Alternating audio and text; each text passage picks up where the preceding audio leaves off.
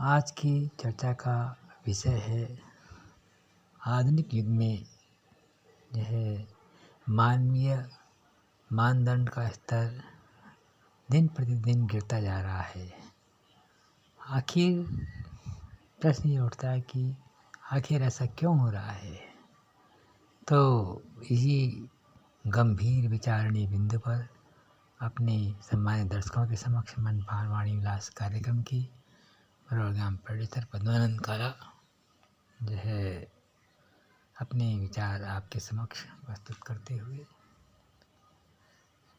हमने आज से पहले जो है 60 साल का युग भी देखा और आज का युग भी देख रहे हैं। तो जैसे पहले व्यक्तियों के अंदर आपस में प्यार मोहब्बत जो है एवं भाईचारा होता था, वो आज के युग में बिल्कुल देखने को नहीं मिलता।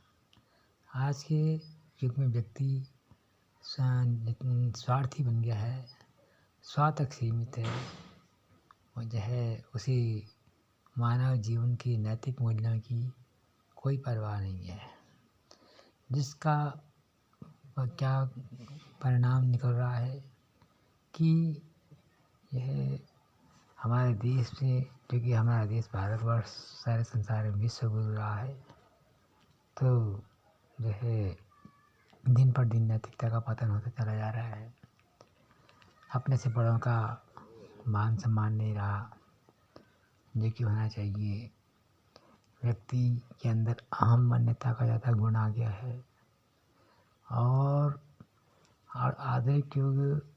आधुनिक भौतिकवादी अर्थ प्रधान युग में व्यक्ति जो है धन को इतना अत्यधिक महत्व दे रहा है कि जितना जो है धन का महत्व होता नहीं है। मनुष्य ने धन कमाया है, धन ने मनुष्य नहीं कमाया। यदि धनी संसार में सबसे बड़ा होता तो हमारे भारतवर्ष में ऐसी जो है व्यक्ति हैं जो कि जो है जिनके संबंध बड़े बड़े व्यक्तियों से और पैसा भी खूब है, लेकिन उनका जो है संसार में मान सम्मान नहीं है, सामाजिक प्रतिष्ठा नहीं है। आर्थिक प्रतिष्ठा केवल धन के आधार पर है। जिस दिन उनका धन समाप्त हो गया उस दिन आर्थिक प्रतिष्ठा भी उनकी सारे सामान जो है धूल दूषित हो जाएगी। प्रतिष्ठा दो प्रकार की होती है। सबसे पहली प्रतिष्ठा होती है सामाजिक प्रतिष्ठा। व्यक्ति का समाज में मानदंड क्या है, उसका समाज में कितना मान है, सम्मान है। और जो आर्थिक प्रतिष्ठा है वह केवल जब तक उसके पास जो है धन संपदा है तब तक उसका मान सम्मान रहेगा। ये उसके पश्चात जहाँ उसका धन संपत्ति समाप्त हुई फिर उसको कोई जो है कोई भी नहीं पूछेगा, क्योंकि ये क्षणभंगुर है, हमेशा बने रहने वाली नहीं है।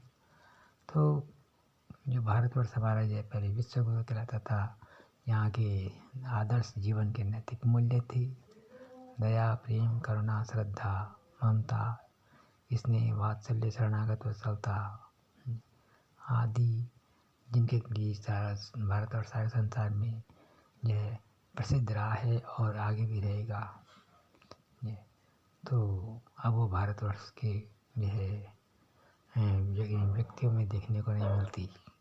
सारे संसार में जो है हमारी जो प्रतिष्ठा है वह धूल दूषित हो गई और बड़ा ही विचित्र सा लगता है। जो हमारे देश का मान सम्मान होना चाहिए था, ये अपने मानव प्राणियों के माध्यम से वह बिल्कुल मृत प्राय सा हो चुका है। ऐसी बात नहीं, सभी व्यक्ति एक जैसे नहीं होती। हमारे देश में जो है खानदानी धनाढ्य होते हैं, वे कभी धन को आवश्यकता से अधिक महत्व नहीं देते।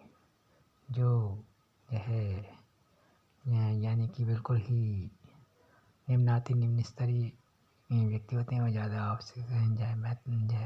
आवश्यकता से अधिक महत्व देते हैं, जिनके कारण जो है धन संपत्ति समाप्त होने पर उनकी बिल्कुल समाज में कोई मान प्रतिष्ठा नहीं हो पाती और कोई पूछता नहीं है।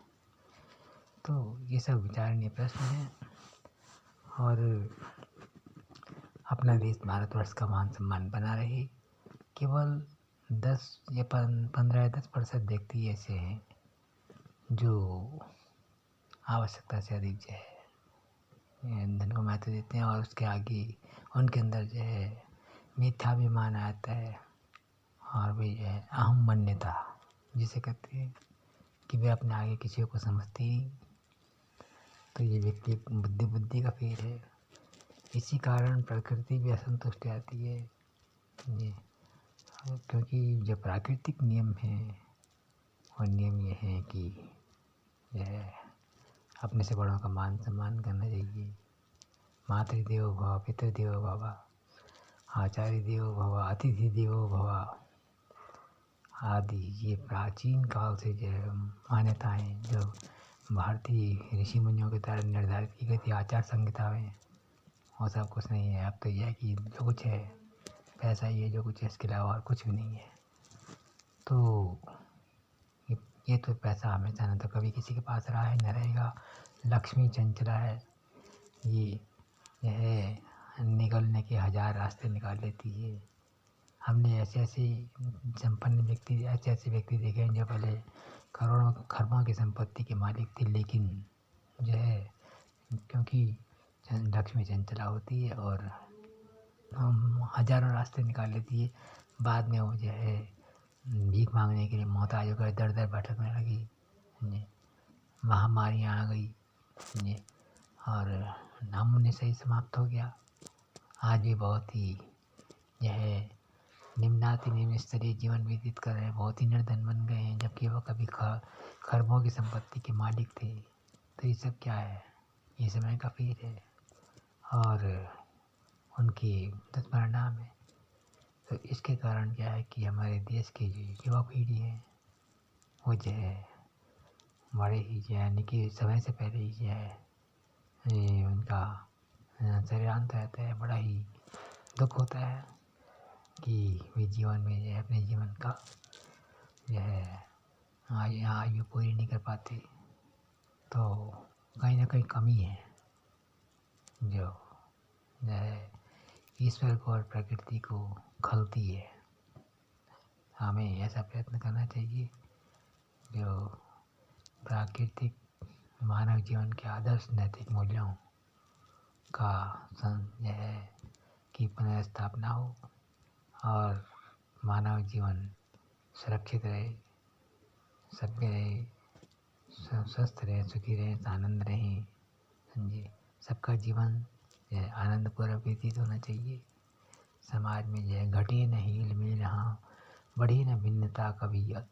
सतर्क पंथ की सभी सतर्क पंथों सभी मैथिली शरण जी की जो भावनाएँ हैं वे विचारणीय हैं। आशा है आपको ये विचार अच्छे लगे होंगे, जो कि जो है अपने राष्ट्र के विकास में एक जो पथभ्रष्ट और दिग्भ्रांत और पथभ्रष्ट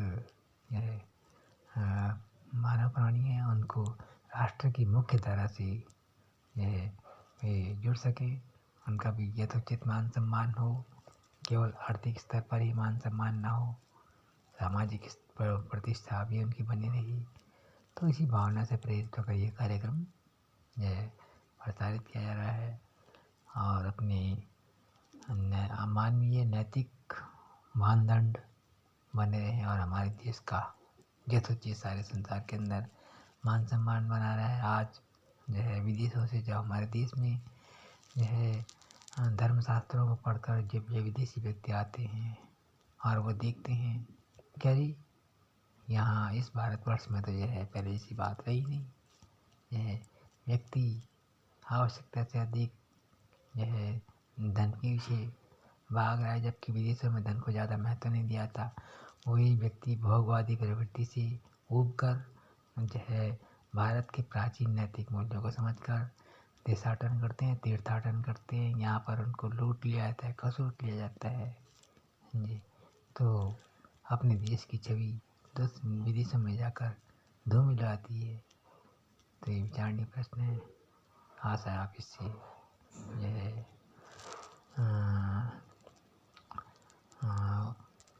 इस विचारधारा से